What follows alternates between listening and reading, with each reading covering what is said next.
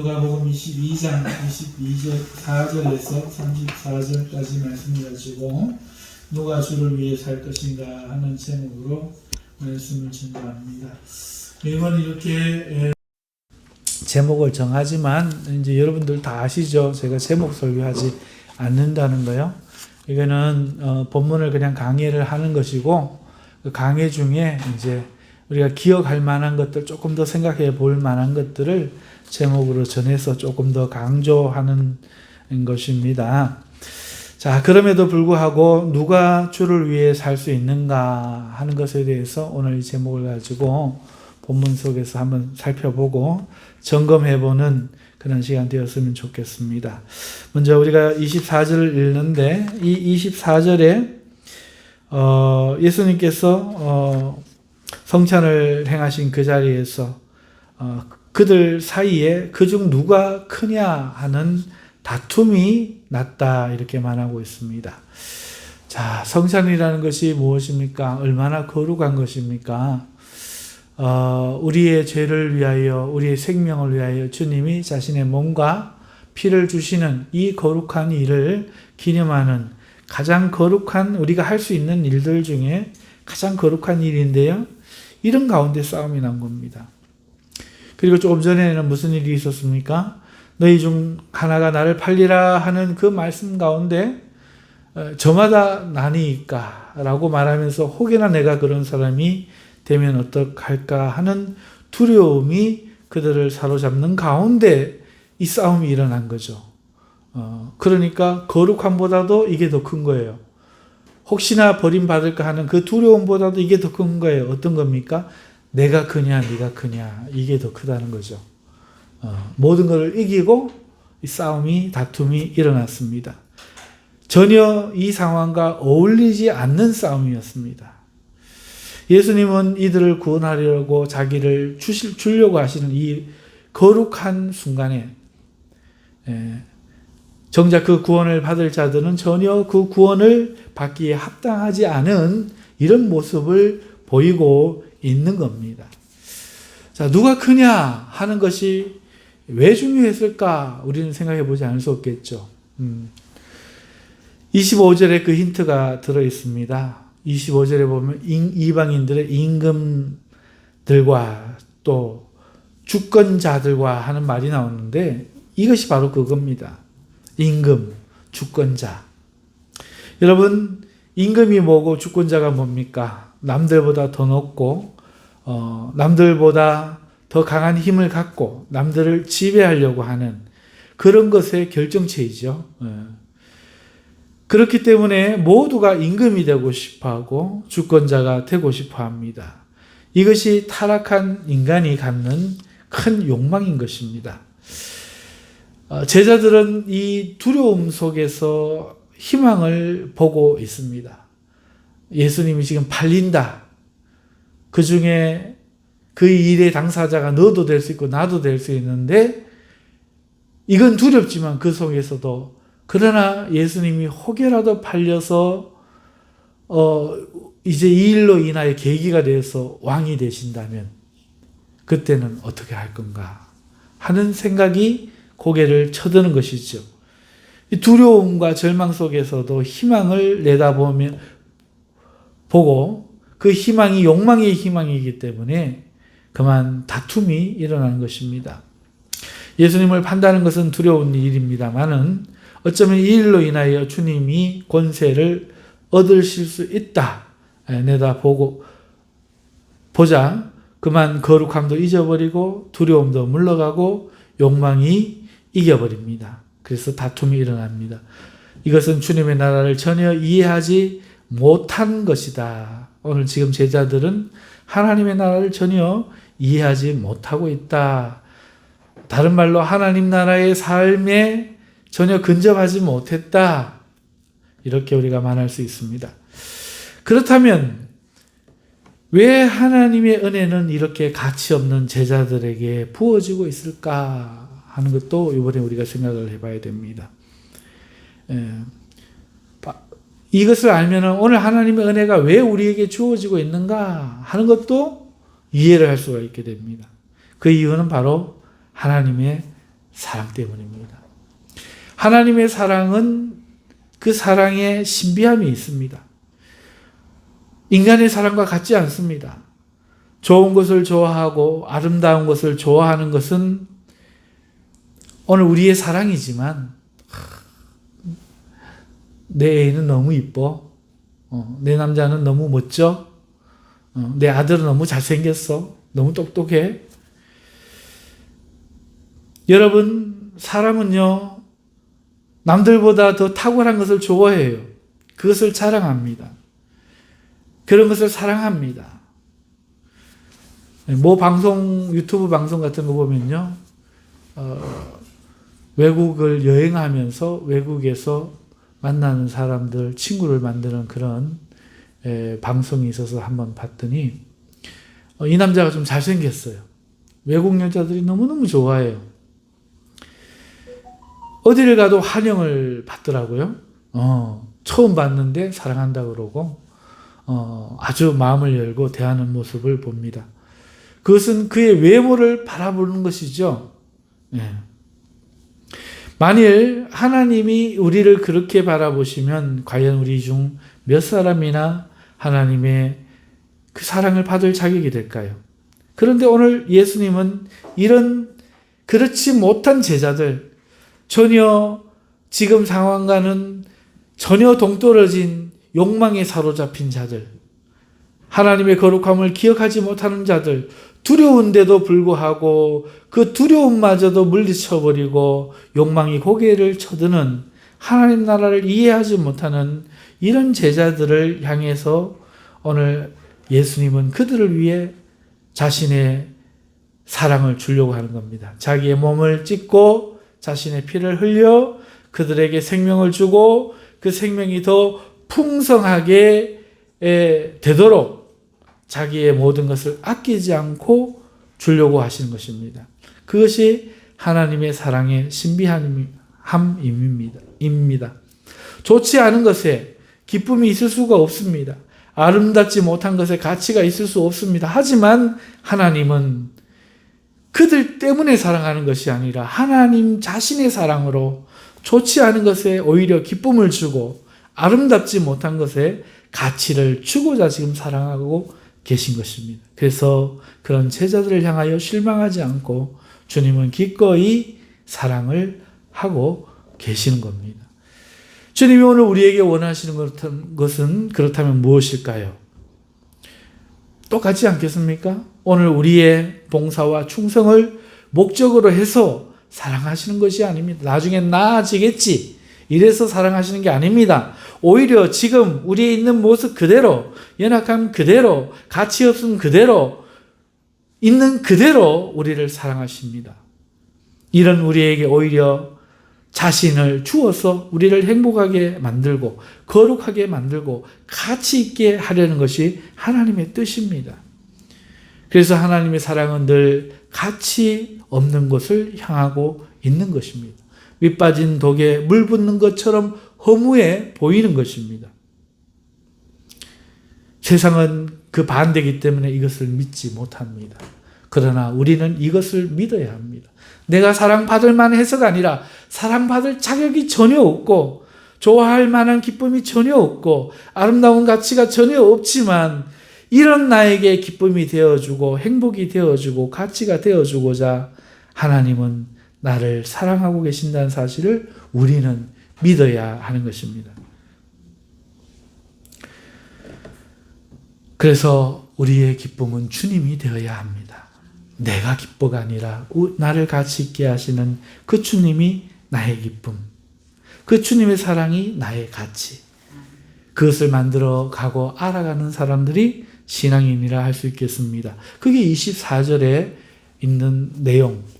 그들 중에 누가 크냐 하는 이 다툼이 난 가운데도 여전히 그 자리에서 제자를 사랑하시는 주님의 모습 속에서 우리가 볼 수 있는 진리인 것입니다. 자, 25절로 넘어갑시다. 25절 넘어가서 이런 다툼이 난 자들에게 예수님께서 이르시되 라고 말하며 이제 이야기를 해주십니다. 예수님께서는 세상의 모습을 먼저 보여주십니다. 말씀해 주십니다. 세상 임금과 죽은 자들에 대한 이야기를 하기 전에, 좀 전에 제가 설명드렸던 이 내용들을 만약에 제자들에게 예수님께서 설명을 했다면 제자들은 알아들었을까요? 그렇지 않을 겁니다. 좀 전에 이야기했던 너희가 사랑받을 만한 사람이 아니라서 내가 너희를 사랑한다. 이런 이야기들은 그 제자들 당시에는 알아들을 수 없었을 것입니다. 무슨 말인지 이해하지 못했을 거예요. 그러니까 주님은 그걸 이해시키려고 하지 않습니다. 그저 사랑하실 뿐입니다. 그저 사랑하시면서 그들의 수준에 맞추어 이야기하십니다. 그리고 그들의 생각을 그들의 수준에서 바꾸어 주십니다. 그들이 알고 있는 세상의 큰 자에 대한 이야기를 끄집어내십니다. 그리고 자신이 생각하는 큰 자란 무엇인가 그것을 대비하여 보여주심으로 무엇이 참인지 그들이 깨닫고 생각이 바뀌게 하려고 지금 이 이야기를 하신 겁니다. 그러면서 이야기하십니다. 이방인의 임금들은 그들을 주관하며, 그들이 누굽니까? 그 백성들 아닙니까? 주관한다 하는 말이 뭡니까? 강제한다는 얘기입니다. 이렇게 저렇게 자기의 뜻대로 자기가 중심이 되어서 조종하고 지배한다는 겁니다. 그 집권자들은 은인이라 칭함을 받으나 그 권세를 잡은 이 집권자들이 그러면서도 우리는 백성을 위해 일을 한다. 이렇게 스스로를 높임을 받는다 하는 그런 이야기지요. 그러면서 나는 그것을 원하지 않는다. 이렇게 말씀을 합니다. 26절에 나오는 말씀인데 이 26절을 넘어가기 전에 먼저 이방인이라 하신 이 말씀을 우리가 잠깐 생각해 봅시다. 먼저 이방인들의 주권자들은, 이방인들의 임금들은 이라고 했으니까 이 이방인이라는 말씀을 하시는 이유를 우리가 생각해 볼 때 이것은 너희는 이방인과 다르다 하는 것을 강조하기 위함입니다.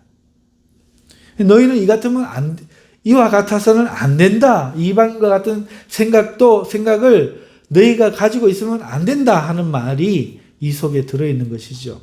그런데 지금 제자들은 누가 크냐 하고 다툴 때 이미 이방인과 생각이 같았던 겁니다.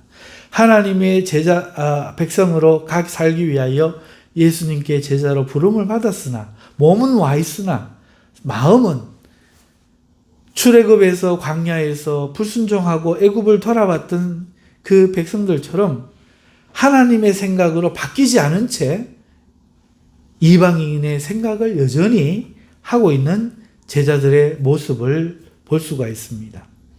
그래서 예수님께서는 이방인들의 집권자들은 이렇다라고 말하면서 너희는 그러하지 말아야 될 것을 26절에 이어서 말합니다. 너희는 그렇지 않을지니 주님은 너희 중에 큰 자는 젊은 자와 같고 다스리는 자는 섬기는 자와 같을지니라 이렇게 말씀합니다. 이것은 히브리 사고방식입니다. 히브리에서는요, 큰 자는 장로, 늙은 자를 이야기합니다. 나이가 많은 연장자를 이야기합니다. 즉 나이가 많은 자이고 젊은 자는 어린 자입니다. 그래서 어린 자가 큰 자에게 예를 표하고 양보한다는 것은 당연한 히브리의 사고방식입니다. 또 다스리는 자에게 복종하는 것이 하나님의 율법에 있어 당연한 상식이었습니다. 하나님의 법에도 너희를 다스리는 자에게 너희가 복종하라 말했기 때문에 사도 바울도 자기를 대적하는 대제사장을 욕했다가도 저주했다가도 얼른 초래했고 예수님도 그 권세자들에게 대항하지 않으셨습니다. 그런데 지금 예수님께서 지금 말씀합니다. 성경에는 그렇게 되어 있는데 그게 아니라는 겁니다. 젊은 사람이 자녀가 부모에게 효도하는 게 일반적인 율법이 성경이 주시는 법의 이치입니다. 하나님이 세운 집권자들에게 복종하는 게 이치입니다. 그렇게 하라고 가르칩니다. 바울도 신약에 와서도 가르칩니다. 그런데도 불구하고 예수님은 그게 아니라고 합니다. 무엇이 아닐까? 도대체 어느 게 진실일까? 큰 자, 작은 자를 부정하는 게 아니라 세상의 방식과 다르다는 겁니다. 큰 자들이 작은 자를 주관하고, 자기들이 오히려 공을 자기들에게 돌리고 이런 것이 아니라 그 반대가 되어야 한다는 것입니다. 젊은 자 같이 나이 든 사람이 젊은 어린 자에게 예를 먼저 표해주고 먼저 양보하고 섬겨 주면서 본을 보이라는 겁니다. 더 나은 자가 되라고 하는 것입니다. 집권자가 되어서 섬김을 받으려고 하지 말고 집권자가 먼저 백성을 위하여 일을 하라는 겁니다. 이것이 하나님 나라의 방식이라는 겁니다. 이것을 오해하면은 전혀 다른 이야기가 됩니다. 하나님 나라에는 어른이 아이를 섬기고 집권자가 백성들을 위하여 공경하고 이래야 된다라고 말하는 게 아닙니다. 이거는 율법이나 하나님의 말씀에 위배가 됩니다. 부모가 자식을 공경하라 이게 아닙니다.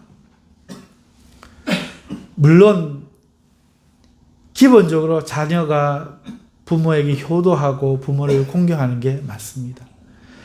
백성의 관리로 세우신 권세자들에게 복종하는 게 맞습니다. 맞지만 하나님 나라에서는 세상의 그 사람들이 받는 그들의 태도, 그거를 본받아서는 큰 자가 본받으면 안 된다는 겁니다. 내가 임금이네, 이거를 본받으면 안 돼요. 내가 어른이네, 이걸 본받으면 안 됩니다. 큰 자, 어른이 오히려 젊은 자와 같고 백성과 같아야 한다. 그 이야기를 지금 하는 것입니다.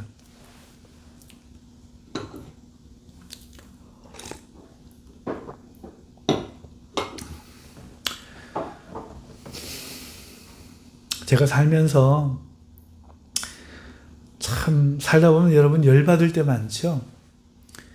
제가 제일 열받는 사람들이 뭔가 하니까 이렇게 말하는 사람들입니다. 있는 자가 없는 자를 나누어 뭔가 도와주잖아요. 나는 열심히 일해서 돈을 벌었습니다. 내 걸 갖고 나누어주고 안 나누어주는 것은 내 몫입니다. 그리고 하나님은 이 있는 자들로 없는 자들을 구제하라고 또 말씀을 합니다. 그랬더니 일을 안 하고 가난하게 돼서 먹을 것도 없게 된 텅텅 놀기만 하는 어떤 사람이 손가락질을 하면서 이야기합니다. 너 그래 살아가 되겠나? 가난한 자를 외면해가 되겠나? 이렇게 말을 하는 겁니다. 이거는 빨갱이입니다. 이건 빨갱이에요. 지가 할 얘기가 아니라 그건 내가 할 얘기죠. 내가 해야 될 얘기죠. 이 이야기가 바로 그 얘기입니다. 아이고 어른이 알을 섬겨야 되지. 우리 교회는 거꾸로다. 이렇게 애들 보고 이야기하라고 이 이야기가 주어지는 게 아니고 애들은 당연히 부모를 공경하고 백성들은 권세자들을 공경하고 순종하는 게 맞고 그러나 권세자들은 그러나 어른들은 그것을 당연하게 받아야만 되는 것으로 여기지 말고 누구를 위하여 어른이 되었는지 누구를 위하여 집권자 됐는지를 기억하고 그것을 권세 삼지 말고 그것으로 자기를 높이려고 하지 말고 하나님을 위해 어린 자들을 섬기고 어린 자들에게 본을 보여주고 백성들을 섬기는 관리가 되라. 이 말씀인 겁니다. 바꾸어서 이야기하면 이거는 전혀 엉뚱한 가르침이고 오해하면 이것은 성경을 잘못 가르치는 겁니다. 그런 것들을 무시하는 가르침이 아니고 인정합니다. 인정하는데 세상의 주권자들이 생각하듯이 너희도 동일하게 그렇게 장로가 되었다고, 그렇게 목사가 됐다고, 권사가 되었다고, 그걸 그렇게 생각하면 안 된다 하는 것입니다. 이 말을 가지고 장로가 그러면 되겠나? 권사가 그러면 되겠나? 이러면 그거는 적반하장이란 것입니다. 이 두 가지가 다 바로 서야 된다. 이 말씀을 제가 좀 더 풀어서 설명을 드리는 것입니다. 자, 그래서 지금 이들의 수준에 맞추어서 처음에 제가 했던 그 이야기는 이들이 이해할 수가 없는 고차원적인 이야기입니다. 주님의 사랑이 왜 나를 향하고 있는가 이런 걸 이 상황에서는 이해할 수가 없어요, 제자들이. 나중에 자신들이 주님의 위치가 되어서 선생님이 되어서 철모르고 철딱선이 없고 무지하고 목매한 그 주를 믿는 사람들을 사랑해 볼 때 사랑의 마음이 성령으로 말미암아 관계가 회복되어졌을 때 그때서 비로소 깨달아지겠죠. 아, 우리 주님이 나한테 이렇게 하셨구나. 그때 가서 아마 깨달을 것입니다. 많은 지금은 이들은 이 수준에 머물러 있는 겁니다. 그래서 예수님은 이 수준의 이야기를 하지 않으시고 이 수준의 이야기들로 이방인의 집권자들을 지금 하나님 나라의 집권자에게 원하시는 예수님의 말씀으로 대비하여서 너희는 이방인이 아니라 먼저 구별하시고 그 생각을 고쳐주시려고 지금 이 말씀을 하신다는 거죠. 제가 설교에 좀 어려움을 겪는 것은 이럴 때 있습니다. 어떤 사람에게 맞추어서 이렇게 이야기를 하면 다른 사람이 그것을 보고 오해를 하는 겁니다. 지금 이 사람 수준에 맞추어서 이야기하는 겁니다. 그리고 설교할 때도 마찬가지입니다. 여기에 많은 분들이 앉아 계시지만 수준이 다 달라요. 수준이 다 다릅니다. 제가 어떤 사람이 더 높은 수준을 맞출 수도 있고 어떤 문제에서는 어떤 부분에서는 수준이 아직 이르지 못한 사람들에게 맞추어서 설교를 할 수가 있습니다. 그래서 본인의 생각에 그게 아니다 싶으면은 아 그렇겠구나 이렇게 생각하시고 넘어가시는 게 좋습니다. 분명한 것은 그 생각을 바꿔야 한다는 겁니다. 이 작업을 하지 말자 이래서는 안 돼요. 여기에 있는 우리 모두는 이렇게 주님이 제자들에게 직권, 권세란 무엇인가에 대한 이해를 바꾸어 주신 것처럼 오늘 내가 직분이란 무엇인가, 사명이란 뭔가, 나이란 무엇인가, 여기에 나이도 들어가잖아요. 첫째 제자, 둘째 제자, 질서란 무엇인가, 여러 가지 생각들을 오늘 우리는 바꾸어야 됩니다. 교회에서는 그것을 합니다. 모여서 배우는 것입니다. 세상에서 내가 알고 있던 그것과 상반되고 전혀 같으면서도 다른 그 차이점들을 배워서 바르게 이해하고 하나님 나라에 서는 그 일이 되어지는 것이 바로 교회인 것이고 교회는 이 일을 끊임없이 해야 합니다. 그래서 이런 의미에서 생각했을 때 크다라고 하는 것은 젊은 자와 같아야 된다라고 말하는 것은 젊은 자가 큰 자를 위하여 물을 떠다 주고 식사 자리를 예비하고 하듯이 그들의 그 부족함들을 알아서 준비해서 가르치고 이해시키고 그들의 수준에 맞추어서 그렇게 해나갈 섬김의 자세를 큰 자들이 가져야 한다 하는 이 말로 들으면 되겠습니다. 자, 그러면 27절의 말씀은 이것에 대한 설명입니다. 예를 든 거죠. 나는 섬기는 자로 너희 중에 있노라. 주님은 27절을 통해서 자신의 모습을 보여주는 거죠. 그들은 지금 성찬을 하고 있습니다. 그들은 제자들은 앉아 있죠. 주님이 그들에게 떡과 포도주를 나누어 주며 지금 섬기고 계십니다. 하지만 원래는 이 일을 누가 하느냐? 종이 하는 겁니다. 그런데 선생이신 주님이 그 일을 하고 계신 거죠. 그것을 예로 들면서 이야기하시면서 누가 큰 사람이냐 물은 겁니다. 앉아서 섬김을 받는 사람이 크겠냐, 섬기는 종이 크겠냐, 이런 뜻입니다.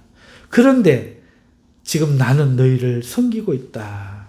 내가 너희보다 클지라도 지금 식사를 섬기고 있지 않느냐 말씀하시면서 주님의 나라에서는 큰 자 또는 임금은 지배하는 자요 섬김을 받는 자가 아니라 사랑의 종노릇 하는 자임을 말씀하시는 것입니다.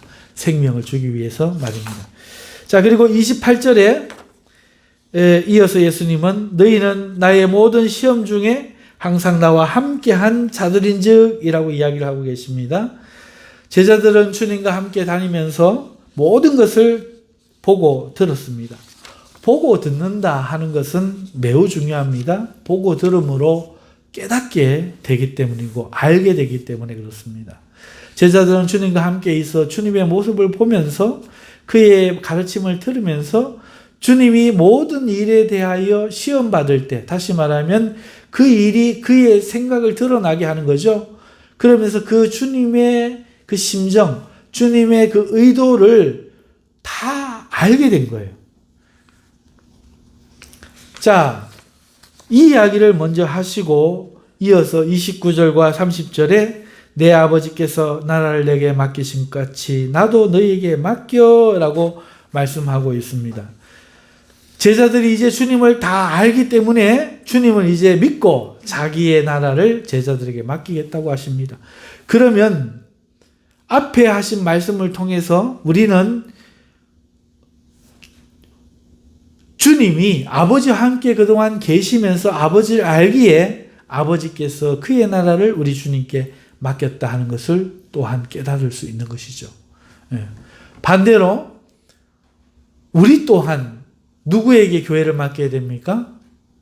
우리와 함께 있어 하나님의 말씀을 다 배우고 보고 들으며 깨달아 알게 된 그 사람들에게 교회를 맡겨야 됩니다.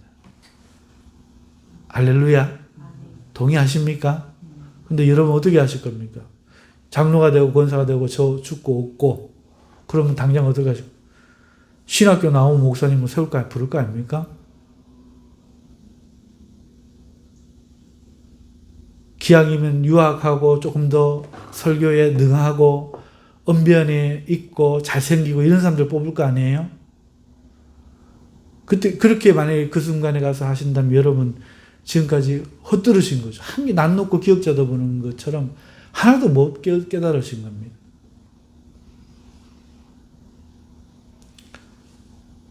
목사가 교회의 주인이 아니고 예수님이 교회의 주인 아닙니까? 여러분이 몸이 아닙니까? 그러면 언젠가는 저는 간단 말이에요. 그러면 이 교회를 여러분과 함께 있어 한 사람들에게 위탁하고 맡길 뿐만 아니라 이 교회의 말씀을 전할 어떤 목사님을 초청을 해야 될 거 아닙니까? 그럴 때 여러분은 어떻게 하시겠냐는 거예요. 그래서 가장 좋은 거는 교회가 목사를 배출하는 거예요. 요한이든 훈영이든 요셉이든 연하든 누구든 하나님의 말씀을 다 배워가지고 그 말씀을 그대로 행하면서 깨닫고 처음부터 우리의 모든 것을 다 알고 주님을 신실하게 믿는 자 가운데 장로회가 그를 안수하고 그를 신학에 보내서 신학을 시키고 물론 그도 소명이 있어야겠죠. 하나님 부르심이 있어야겠죠. 그렇게 검증된 사람을 세우는 게 제일 좋고 그게 안 되면 장로님들이 권사님들이 아니 교회가 특공대를 뽑으세요. 몇 사람 뽑으세요. 기도하고 금식하며 기도하고 준비해서 모시고 싶은 목사님들 성함을 적어놓고 그 다음에 가서 설교를 들으세요. 그의 삶을 보세요. 그의 평가를 들어보세요. 그가 대접받을 때 어떤 모습을 하고 있는지 대접을 한번 해보세요. 목사님을 칭찬을 한번 해보세요. 그때 누구에게 영광을 돌리는지 다 겪어보세요. 그리고 주의 말씀대로 행하는 그 사람, 하나님께 영광을 돌리고 자기의 영화를 구하지 않고 높임을 받으려 하지 않고 말씀대로 살려고 하는 그 사람을 선정해서 기도 가운데 모셔서 성도들을 하나님의 말씀에 위탁하는 게 여러분들이 해야 될 몫인데, 오늘 여기 말씀을 잘 듣고 계시다가 그렇게 교회를 위하여 일하지 않으시고 떠나신다면 그거는 참으로 오늘 이 집권자들 꿈꾸던 이 제자들만큼이나 아무 생각이 없는 행동이 아닌가 싶습니다. 자, 그래서 이렇게 맡겨야 될 사명이 우리에게 있습니다. 할렐루야. 나만 믿다가 잘 믿다가 가면 된다, 이런 건 우리 교회는 없습니다. 아니, 성경의 믿음에는 없습니다. 예수님께서 아버지와 함께 계셔서 처음부터 그를 알았기에 하나님은 주님에게 하나님의 나라를 맡기셨고, 그리고 주님은 3년간 함께 하면서 처음부터 예수님을 보고 들은 그들을, 주님을 아는 그들에게 지금 주님의 나라를 맡기신다 하는 겁니다. 자, 그리고 이제 우리가 눈여겨 볼 것은 뒤에 이제 30절에 보면은 내가 너희로 내 나라에 있어 내 상에서 먹고 마시며 또 보좌에 앉아 이스라엘 12지파를 다스리게 하노라 말씀하신 것처럼 이렇게 집권자로 삼으시는 것이죠. 자, 32절로 넘어가서, 그런데 우리가 눈여겨볼 것은 시몬아 시몬아 보라 사단이 너희를 밀가부로 하려고 요구하였으나, 이런 이상한 말씀이 시작이 됩니다.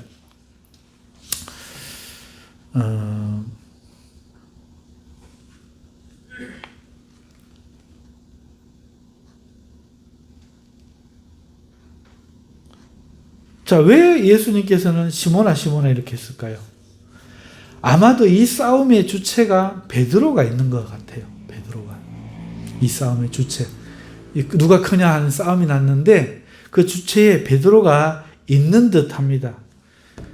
주님은 특별히 베드로를 콕 집어서 이렇게 부르고 계십니다.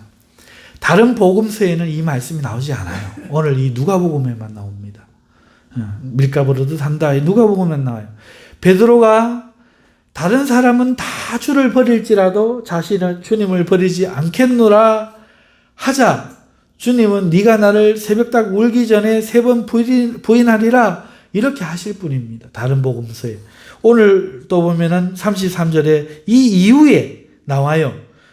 내가 주와 함께 오게도 죽는데도 가기를 각오하였나이다, 이렇게 이 이후에 나옵니다. 그러니까 이 앞에 시몬아 시몬아 보라 사단이 너희를 밀가부로 하려고 요구하였으나 내가 너를 위하여 기도했다, 믿음이 떨어지지 않게, 이 말씀은 이 말을 하기 전에 나와요.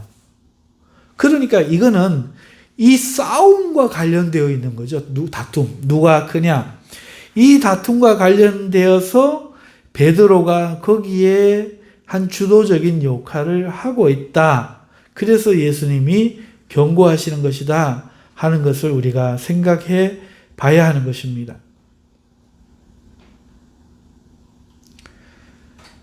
그런데도 불구하고 베드로는 자신은 절대로 주님을 부인하지 않겠다라고 말합니다. 여기 지금 이후의 절에도 그렇게 말하고 있죠. 그래서 오늘 이것을 볼 때 지금 이 다툼이 그냥 벌어진 게 아닙니다.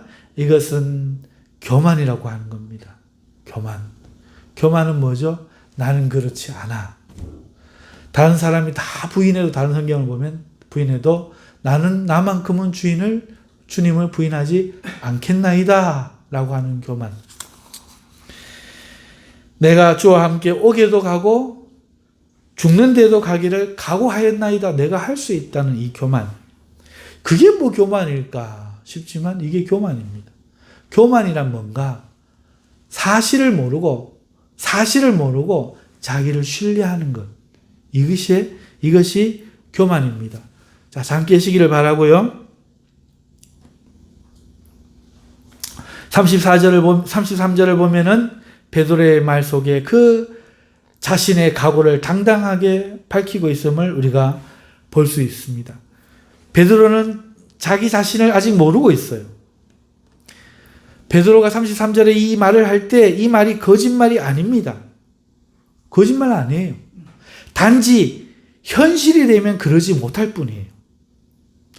다시 말합니다. 베드로가 난 죽을 각오가 되어 있습니다. 주님이 오게 가면 같이 가겠습니다. 이게 교만인데, 교만한 것이라는 것도 자기는 모르고 있고, 그 다음에 이게 사실이 아닌데, 이게 거짓말로 하는 말도 아니에요. 이 진심으로 하는 말이에요. 그런데 현실에 딱 닥치면 그러지 못할 뿐이에요. 친구에게 보증을 부탁하면 누가 그 친구 망하게 하려고 할 사람이 있겠습니까? 친구에게 돈을 빌리면 누가 떼어먹을 요량으로 친구에게 부탁을 하겠습니까? 아닐 겁니다. 단지 자기가 무너질 때에 그 보증난 친구에게 피해를 막지 못하는 거고 돈을 갚지 못할 뿐이지요. 하지만 우리는 그런 사람을 죄 없다 합니까? 아니에요. 그런 죄인입니다. 돈을 빌려가고 보증을 쓰게 했으니 그는 죄인입니다. 만일 보증선 친구가 망할 것이 예상되면 절대로 보증을 세우지 말아야 의리지요. 그런데도 불구하고 보증을 세울 때는 자기는 자신이 있는 거죠. 만약에 망할 것 같으면 안 세웠어야죠. 그런데 그럴 능력이 없을 뿐입니다. 돈을 빌릴 때 무슨 수를 써서라도 갚아야 우리는 옳다 말하지 못 갚는다면 옳다 말할 수가 없습니다. 그러나 사람들은요, 자신이 악하다고 생각하지 않고 그래서 자신을 믿고 보증을 서라고 하며 자신에게 돈을 빌려달라고 말을 합니다. 일말의 양심의 가책을 못 느끼는 것은 그게 감정상 그의 진심이기 때문에 그렇습니다. 지금 베드로가 그렇습니다. 주님의 마음에는, 자신의 마음에는 주님을 절대로 배신하지 않을 것이라 자기를 믿고 있는 거예요. 이게 교만입니다. 내가 주와 함께 오게도 같이 가고요. 만일 주님이 죽는다면 나도 죽을 것입니다. 양심에 부끄럼 없이 자기의 각오를 밝히는 것입니다. 진심일지 몰라도 진실은 아닌 것입니다. 자기는 그런 능력이 없어요. 그걸 모르는 거예요. 어쩌면 우리의 신앙도 우리의 사랑도 이와 같습니다. 우리는 베드로같이 자신을 의심하지 못해요. 자신이 주님을 사랑한다고 믿고 있고 그럴 것이라고 생각합니다. 다른 사람에 대해서도 마찬가지입니다. 그러나 우리는 몸만 조금 아파도 물질의 위험만 조금 닥쳐도 우리의 모습은 돌변하잖아요. 아니, 그래서 그런 사람 차라리 양반이에요. 기분만 조금 나빠져도요, 변해버립니다. 사랑도 끝나버리고, 기분만 나빠져도 사명도 내버려버리고, 직분도 내팽개쳐버리고, 그렇게 살아와 놓고도 여전히 나는 그렇게 살지 않았습니다. 나는 하나님 나라에 이렇게 쓰이고 싶습니다. 이런단 말이죠.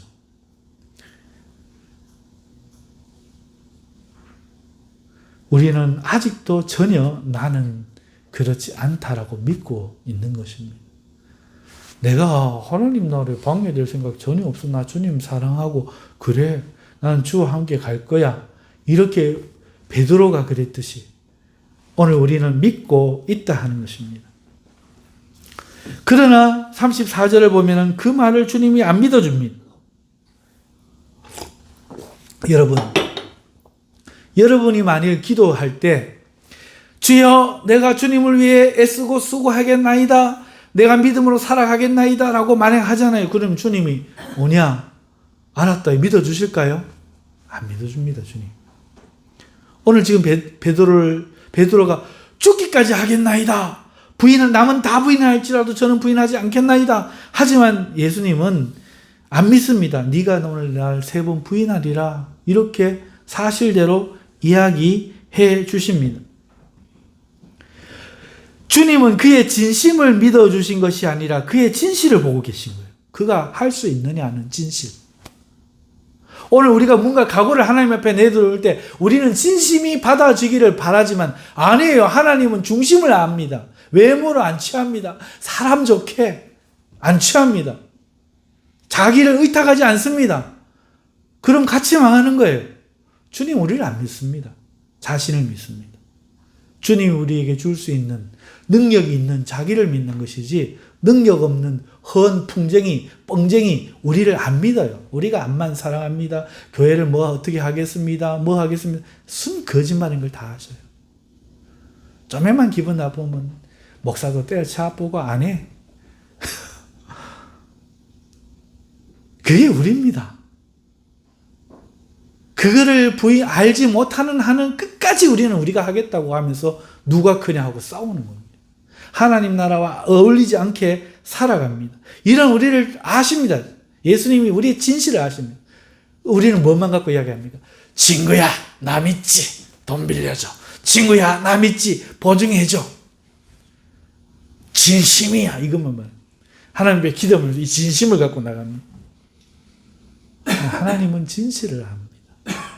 절대로 우리는 그런 인간이 아닙니다. 성령이 아니고는 그렇게 될 리가 없는 걸 압니다. 그래서 제일 먼저 우리가 알아야 되는 건 이겁니다. 이거. 우리의 진실을 아는 거. 네가 진심이냐 아니냐 그거를 예수님이 욕하고 계시지 않아요. 진심을 안 믿을 뿐입니다. 진실을 아실 뿐이에요. 네가 나를 3번 부인할 때에 내가 너 믿음 떨어지지 않도록 나는 기도하겠다. 이게 주님의 진심입니다. 네 진심을 믿어주는 게 주님의 일이 아니고 우리의 진심을 하나님이 받아주시는 게 하나님 일이 아니고 내 진실을 보고 부끄러워하지 않으시고 이 가치 없는 곳에 이 밑빠진 독에 변함없는 사랑을 부으시면서 나를 위해 무엇을 할지를 아시는 그분이 하나님입니다. 그럼에도 끊임없이 우리는 자위를 합니다. 영적인 자위. 아우 나이열이 이뻐. 아우 나이열이 말씀 잘 전하고 있어. 이만하면 좋은 목사야. 이 소리 듣고 있어. 끊임없이 미칩니다. 이 독사 새끼, 이 마귀 새끼. 이름만 바꾸면 바로 여러분입니다. 아이고 재장로 그래가 뭐 하겠노. 인사 한번 봐라.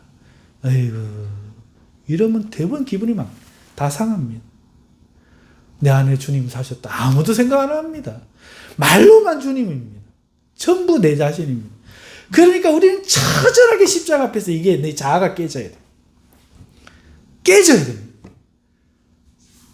나는 쓰레기입니다. 나는 마귀 새끼입니다. 나는 배설물입니다. 육체의 옛사람은 하나님을 기뻐하지 않습니다. 이게 내 성향입니다. 그런 내 성향 안에 예수 그리스도의 생명으로 퍼부어서 오늘 우리 안에 거듭난 자, 새로운 거듭난 영혼을 하나님이 만들어 주시는 겁니다. 그리고 그 영혼이 하나님을 향하여 올라가고 있는 겁니다. 그게 나지. 이거는 버림받아야 돼요. 그런데 오늘 우리는 여기에 기반하는 거예요. 어디 가든지 아이고 우리 박 집사 예뻐 착해. 아이고 우리 차장로 멋있어 좋아. 이 소리를 듣고 싶어서 끊임없이 이야기합니다. 어제 미장원을 갔더니 어떤 나이 많으신 분이 오셨어요.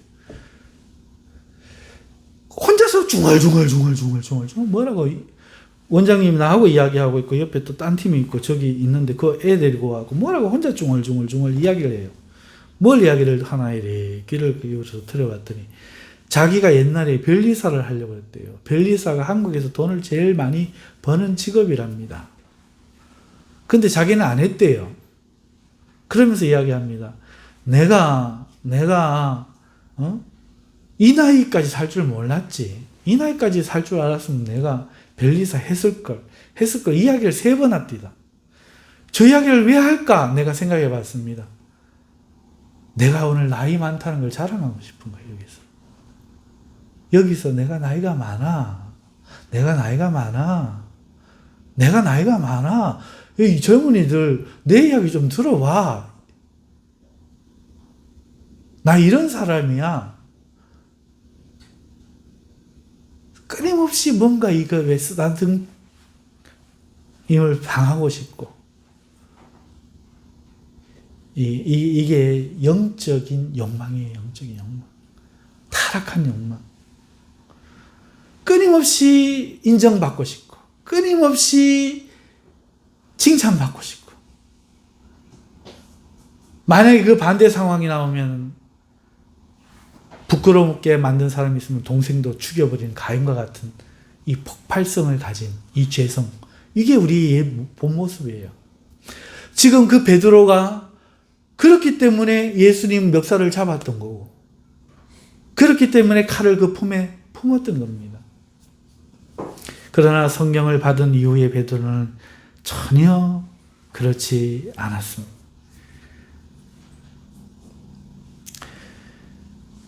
오늘 많은 그리스도인들이 교회에 나와서요, 그들이 진심이라는 것 때문에 그 신앙이 옳다라고 생각하면서 살아가요. 자기의 진실을 모르고 살고 있어요. 제가 아무리 진실을 이야기해도 그들은 항상 내 진심을 이야기합니다. 나는 진짜. 아니요. 우리가 알아야 되는 건 우리의 진실입니다. 우리는 타락했습니다. 우리는 하나님 아니면 소망이 없습니다. 성령이 아니면 불가능합니다. 하나님의 우리에게 이유 없는, 우리에게 깃대지 않은 그런 하나님이 자신의 미쁘심 때문에 하시는 그 사랑이 아니면 우리는 구원받을 자격이 전혀 없습니다. 이런 것을 예수님은 알고 있어요.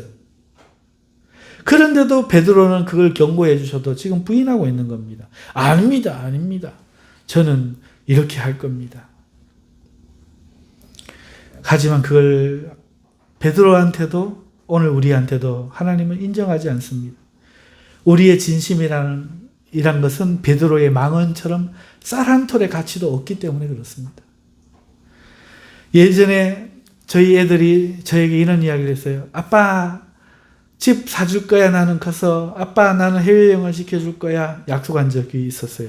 셋이 쫄래미 앉아가지고 하는 얘기를 들을 그때 사실 저는 무척 기뻤습니다. 그애들 진심이었거든요. 그런데 그것은 분명히 그들의 진심이었을지라도 진실은 아닙니다. 왜냐하면 지금 아무도 집을 사주기 위해 돈을 모으는 사람은 없고 여행 보내주기 위해 돈을 모으지 않기 때문에 그렇습니다. 그게 진심이 진실이었다면 지금 그 일을 하고 있을 겁니다. 사람들은 그저 뻥쟁입니다. 그렇게 말하는 자기에게 설득당해서 감탄할 뿐이에요. 나는 우리 아빠 때 이렇게 해주고 싶어. 연인의 손을 잡고 얼마나 사랑하는지 알아요? 정말 40년 둘러보도 병수발 할 수 있습니까? 그런 사람 드뭅니다. 그런 사람이 드물어요. 서로 하더라도요, 내가 이런 사람이야! 그 때문에 할 수는 있어도, 싫은 사람, 싫은데도 하는 사람 참 드뭅니다. 참 드물어요. 그런 면에서 우리 김순자 집사님이 저는 얼마나 대단한지 몰라요. 10년이 넘었어요. 벌써 10년 전에 그랬으니까 우리 교회 오신 지 벌써 한 7, 8년, 8, 9년 돼가니까 20년 가까이 저러고 계셔요. 사랑하는 성도 여러분, 우리의 진심은 뭐고 우리의 진실은 뭡니까? 이걸 우리가 구분할 줄 알아야 돼요. 우리의 진심 부인하지 맙시다. 예, 맞습니다. 우리는 그렇게 하고 싶습니다. 그러나 우리가 그렇게 할 수 없다는 이것도 또한 사실입니다. 그럼 어떻게 해야 됩니까? 그럼 어떻게 해야 돼요? 예, 이거 있는 그대로 하나님 앞에 고해야 돼요. 사랑한다는 것은 우리의 진심일 수 있으나 우리 자신을 바로 알고 확신해서 하는 진실이 아닐 수 있기 때문에 내게 남은 것은 육체로 할 수 있는 것은 주님을 배반하는 일뿐이에요. 물론 우리 주님이 우리가 믿음에 떨어지지 않도록 기도해 주시겠지만요. 그렇기 때문에 우리는 주님께 의탁해야 됩니다. 이제 이 본문의 말씀을 가지고 한두 가지만 생각해 보십시다. 오늘 이 본문을 관통하여 흐르는 주제는 자기에 대한 무지와 교만이다 할 수 있겠습니다. 오늘 본문 우리는 제자들이 주님을 섬겨 입신양명을 꿈꾸듯이 주님으로 인해 이 세상에서 성공하고 건강하고 잘 사는 것을 어쩌면 꿈꾸고 있는지도 모르겠습니다. 천국 이야기해도 그거는 그냥 구호일 수도 있습니다. 심지어 가장 거룩한 순간에도 혹은 버림을 받을지 모르는 배신자가 될 수 있는 그런 두려움의 순간에도 우리는 자기 사랑과 지배욕에 사로잡혀 있으면서도 그런 자신을 모른 채 살 수가 있습니다. 주님이 원하시는 나라와 그 삶을 전혀 이해하지 못하면서도 주님과 함께 한다고 믿고 있고 지지받을 것이라고 여기며 하나님이 인정해 주실 것이라고 스스로 믿으며 섬겨야 할 형제를 미워하고 자기 자신을 높이며 살 수가 있는 거죠. 그리고 그렇게 하는 데에는 이방인의 생각과 우리의 생각이 다르지 않음에 있는 겁니다. 그러면 우리는 이제 새로 배워야 합니다. 하나님의 나라가 어떤 것인지 알아야 합니다. 하나님의 나라 백성은 어떤 삶을 살아야 하는지 배워야만 하는 것입니다. 배우는 길은 간단합니다. 모든 일에 시험을 받으며 우리 삶이 시험입니다. 시험을 받으며 주님과 함께 있어야 됩니다. 주님의 말씀은 성경에 있습니다. 그러므로 오늘 우리의 삶을 말씀과 함께 하면서 말씀을 통해 보고 들으며 주님과 오랜 시간을 함께 있으면 오늘 우리도 주님을 배우고 알아갈 수 있는 것입니다. 그래서 말씀이 요절 암송도 중요하고 성경 통독도 중요하지만 깊은 묵상을 통해 나를 비춰보고 조명하는 특별한 큐티의 시간, 특별한 말씀 묵상의 시간이 우리에게 필요한 것입니다. 두 번째는 이제 자기에 기반한 생각을 버리고 주님을 의지해야 한다는 이 생각을 가져야 돼요. 베드로의 이 주님을 부인하지 않으리라는 이 큰 소리침에는 자기에 대한 무지가 깔려 있었어요. 그리고 자기는 할 수 있을 것이라고 생각하는 그것이 교만인 줄을 모르고 있었어요. 그러나 그의 외침은 불가능한 것이었습니다. 마찬가지로 베드로뿐 아니라 우리 중 누구도 주님을 사랑할 수 없고 섬길 수 없다라고 저는 확신 있게 선언할 수 있습니다. 이게 그러나 정상이에요. 타락한 사람이라면 그렇게 할 수가 없어요. 단 한 사람도 그 누구도 의인이 한 사람도 없는 거예요. 절대로 못합니다.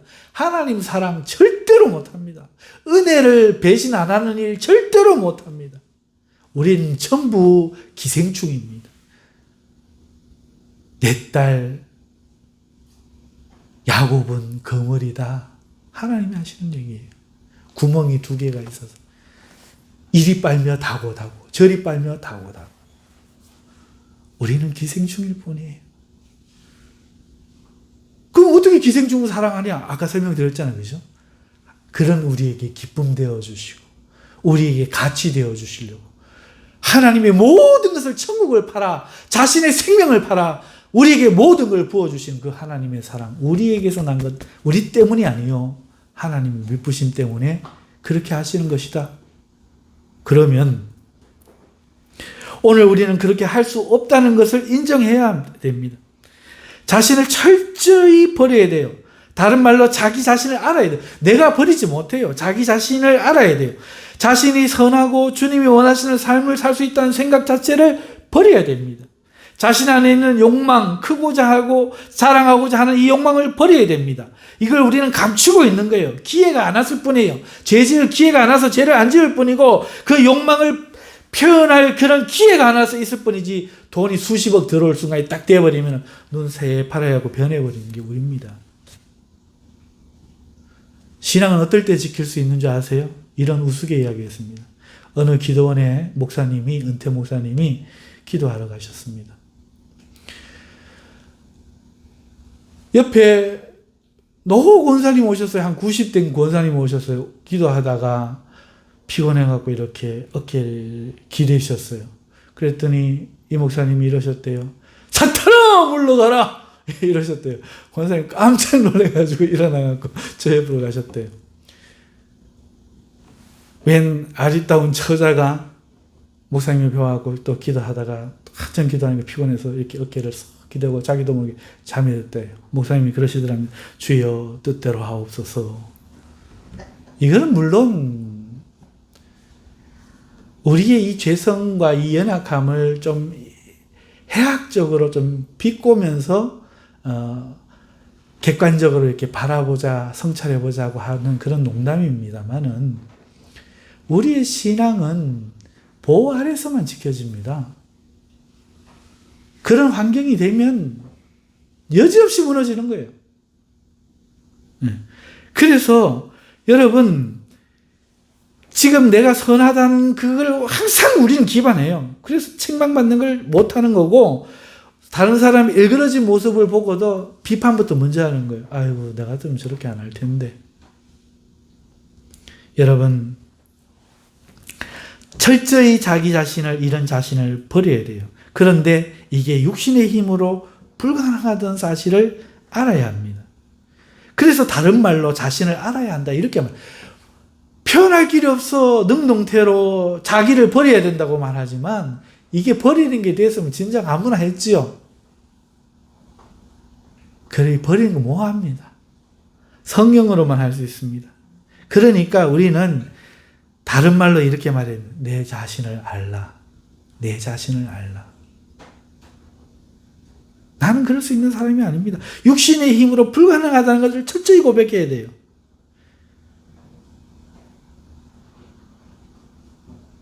우리가 이것은 신앙 후에도 마찬가지예요.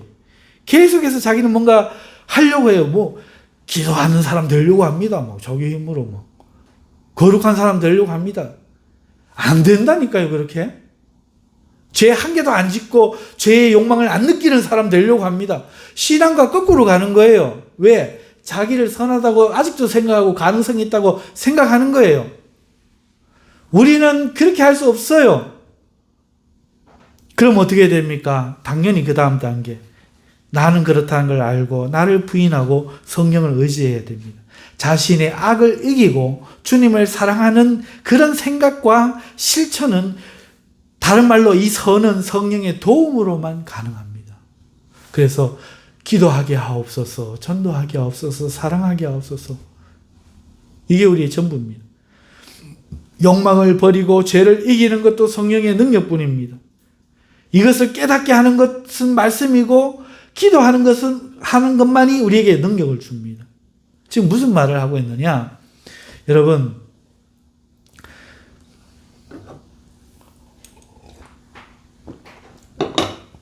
우리가 예수님을 믿고 난 이후에도 이 베드로처럼요, 나에 대한 희망을 우리는 안 버리고 있습니다. 언젠가는 내가 바르게 주를 믿을 거야. 바르게 주를 섬길 거야. 이 생각 다들 하고 계시죠?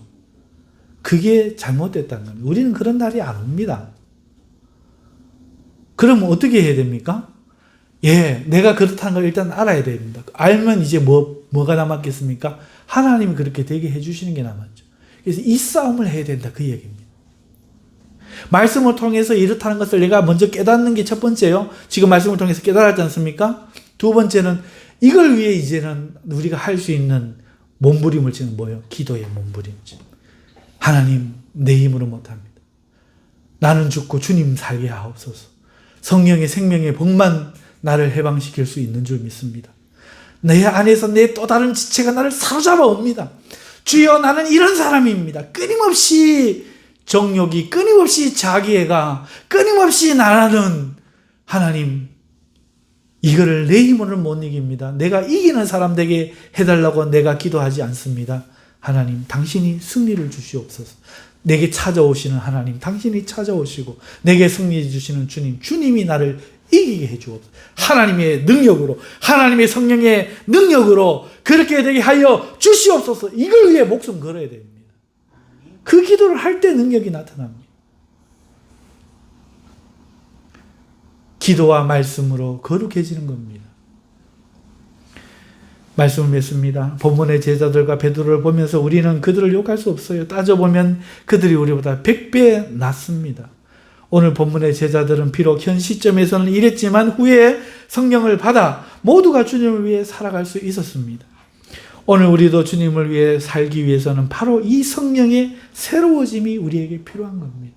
내 힘으로 좀 거룩해지려고 노력하는 것을 이제 포기해야 됩니다. 그럴 수가 없어요. 위선밖에 안 남아요.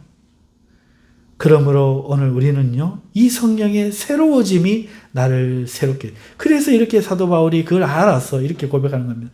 너희가 성령으로 살면 성령으로 행할지니라. 이 말씀이 깨달아지는 은혜가 있기를 바랍니다.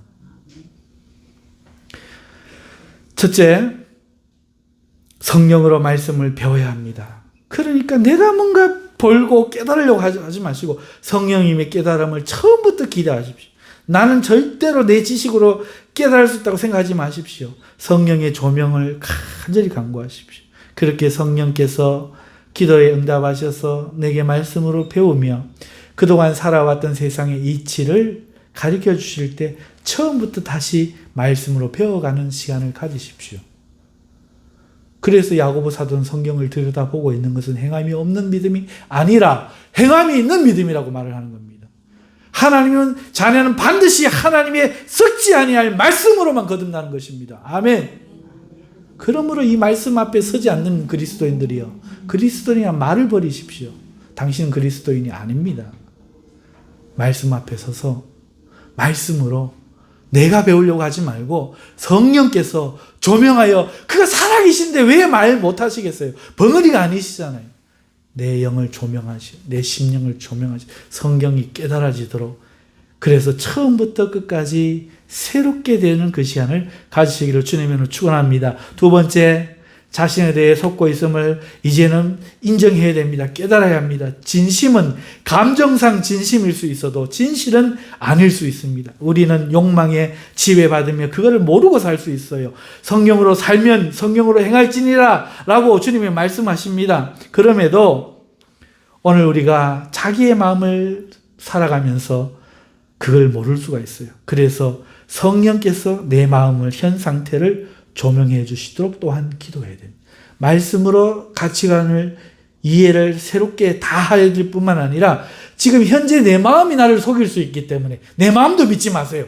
거룩한 생각했다고, 이건 성령님의 생각, 택도 없는 소리. 나는 주님과 함께 죽을 것입니다. 각오가 되어 있습니다. 이거 그럼 성령의 생각이 아니고 무슨 생각이겠어요? 내가 거룩한 생각한다고 성령의 생각이라고 절대로 믿으면 안 됩니다. 성령이 내 마음을 조명하도록 항상 기도해야 됩니다. 그게 두 번째입니다. 세 번째, 자신을 믿지 말고 철저히 하나님의 은혜에 자기를 부탁하는 걸 습관 삼아야 됩니다. 선한 일을 할 때 먼저 물어보십시오. 선한 일이라고 하나님 뜻이니까 하지 마십시오. 하나님께 먼저 물으십시오. 그 다음에 그게 뜻이면 하나님, 내 힘으로 하려고 나서지 말고 힘 주시기를 기도하십시오. 아무리 선한 생각이 들어도 하나님의 감동이라고 먼저 판단하지 마시고, 먼저 행동하지 마시고 하나님께 묻고 처음부터 끝까지 하나님의 인도만 구해야 됩니다. 만약에 분이 일어나거든, 그 일을 하다 분이 일어나거든, 아차, 내가 속았구나, 깨달으시기 바랍니다. 아직 내가 살아있구나. 선을 행하고도 기쁨이 없으면 섭섭하고, 내가 이랬는데 네가 그러노, 이런 마음 들면 그건 성령의 인도가 아닙니다. 그건 자기가 자기 의로 했고 자기가 아직 살아있어서 그런 것입니다. 그러므로 그럴 때마다 기도 자리에 나아가 십자가의 그 자기 사람을 또 못 박으십시오. 항상 매번 선을 행하고는 영광을 하나님께, 하나님이 저를 통해서, 미천한 저를 통해서 그렇게 하셨나이다 하는 기쁨이 충만하면 그때는 옳습니다만은, 그래도 내가 이렇게 하나님께 할 수 있게 해주셔서 감사합니다. 내가 싹 올라가거든. 마귀야, 또 나타났나, 또 살았나, 지긋지긋하다 마귀야, 십자가에 좀 못 박자. 그리고 또 가십시오, 기도의 자리. 내 같은 것을 주님이 쓰셔가지고 하시는 그 주님은 정말 은혜로우시다. 어떻게 담배 말아 피워 먹던 이런 나를 주님은 이렇게 쓰실고, 그분 정말 대단하다. 주님이 초점이 되시거든. 그때는 기뻐하십시오. 하나님 나라가 여러분 마음에 이루어진 것입니다. 일할 때 우리는 성령의 인도를 받아 주님을 위해 살 수 있을 것입니다. 자, 누가 주님을 위해 살 수 있는가 말씀드렸습니다. 또 정리하면 시간이 들어가니까 싫어하시겠지요? 말씀 한번 더 들으시면서 요약 정리하실 수 있는 여러분 되시기를 바랍니다. 기도합시다. 하나님 아버지 감사합니다.